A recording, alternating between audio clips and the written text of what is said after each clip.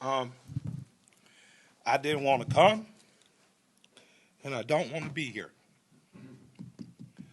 I'm the son of an Atlanta City police officer. Um, my cousin is an Atlanta City police officer, and my other cousin, East Point police officer. And I got a lot of love and respect for police officers, down to the original 8 police officers in Atlanta that even after becoming police had to dress in a YMCA because white officers didn't want to get dressed with niggers. And here we are 80 years later. I watched a white officer assassinate a black man. And I know that tore your heart out. And I know it's crippling. And I have nothing positive to say in this moment because I don't want to be here. But I'm responsible to be here because it wasn't just Dr. King and people dressed nicely who marched and protested to progress this city and so many other cities. It was people like my grandmother, people like my aunts and uncles who were members of SCLC and NAACP, and in particular, Reverend James Orange, Mrs. Alice Johnson, and Reverend Love, who we just lost last year. So I'm duty-bound to be here to simply say that it is your duty not to burn your own house down for anger with an enemy. It is your duty to fortify your own house so that you may be a house of refuge in times of organization. And now is the time to plot, plan, strategize, organize, and mobilize. It is time to beat up prosecutors you don't like at the voting booth. It is time to hold mayoral offices accountable, chiefs and deputy chiefs. Atlanta is not perfect, but we're a lot better than we ever were, and we're a lot better than cities are. I'm mad as hell. I woke up wanting to see the world burn down yesterday because I'm tired of seeing black men die. He casually put his knee on a human being's neck for 9 minutes as he died like a zebra in the clutch of a lion's jaw. And we watch it like murder porn over and over again. So that's why children are burning to the ground. They don't know what else to do. And it is the responsibility of us to make this better right now. We don't want to see one officer charged. We want to see 4 officers prosecuted and sentenced. We don't want to see targets burning. We want to see the system that sets up for systemic racism burnt to the ground.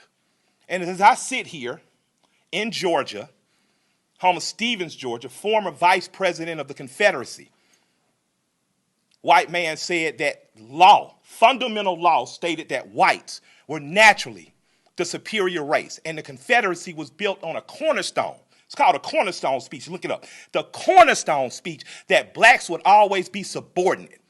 That officer believed that speech because he killed that man like an animal. In this city, officers have done horrendous things and they have been prosecuted. This city's cut different. In this city, you can find over 50 restaurants owned by black women. I didn't say minority, and I didn't say women of color. So after you burn down your own home, what do you have left but char and ash? CNN? Ted did a great thing. I love CNN, I love Cartoon Network, but I'd like to say to CNN right now, karma's a mother. Stop feeding fear and anger every day. Stop making people feel so fearful. Give them hope. I'm glad they only took down a sign and defaced a building and they're not killing human beings like that policeman did. I'm glad that they only destroyed some brick and mortar and they didn't rip a father from a son. They didn't rip a son from a mother like the policeman did. When a man yells for his mother in duress and pain and she's dead, he is essentially yelling, please, God, don't let it happen to me. And we watch that. So my question for us on the other side of this camera is after it burns, Will we be left with charred, or will we rise like a phoenix out of the ashes that Atlanta has always done?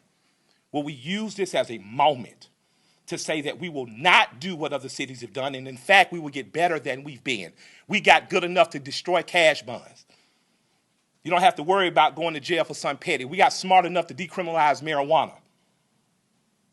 How smart are we going to be in the next 15 or 20 years to keep us ahead of this curve? So that much like when South Africa suffered apartheid, you had Andy and other politicians that could make sure that Atlanta said, Coca-Cola, we love you, but if you don't pull out of South Africa, we're going to leave. We're not going to drink Coca-Cola anymore. Coca-Cola jumped on their side and apartheid ended. So we have an opportunity now. Because I'm mad, I don't have any good advice. But what I can tell you is that if you sit in your homes tonight, instead of burning your home to the ground, you will have time to properly plot, plan, strategize, and organize and mobilize in an effective way. And two of the most effective ways is first taking your butt to the computer and making sure you fill out your census so that people know who you are and where you are.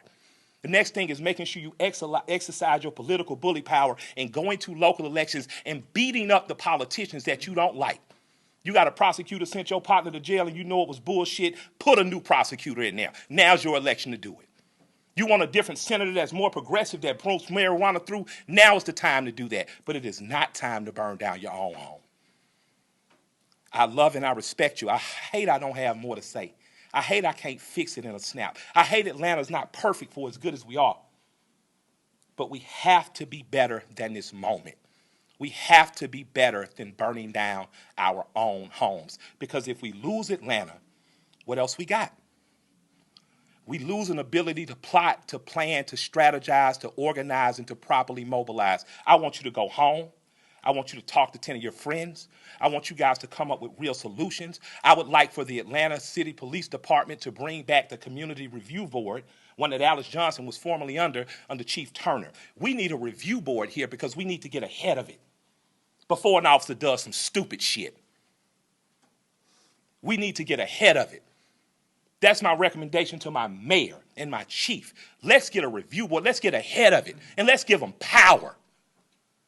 We don't need an officer that makes a mistake once, twice, 3 times, and finally he kills a boy on national TV, and the next thing you know, the country is burning down.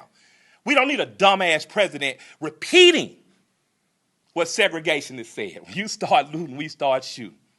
But the problem is some officers black and some people going to shoot back, and that's not good for our community either. I love and respect you all. I hope that we find a way out of it because I don't have the answers, but I do know we must plot, we must plan, we must strategize, organize, and mobilize. Thank you for allowing me some time to speak. I'd like to appreciate our chief for what she said on YouTube. I thought it was very bold to do. I'd like to appreciate our mayor for talking to us like a black mama and telling us to take our ass at home. And I'd like to thank my friend for convincing me to come here. And I'll defer to Joe Beasley now because he knows a hell of a lot more than we do. Thank y'all.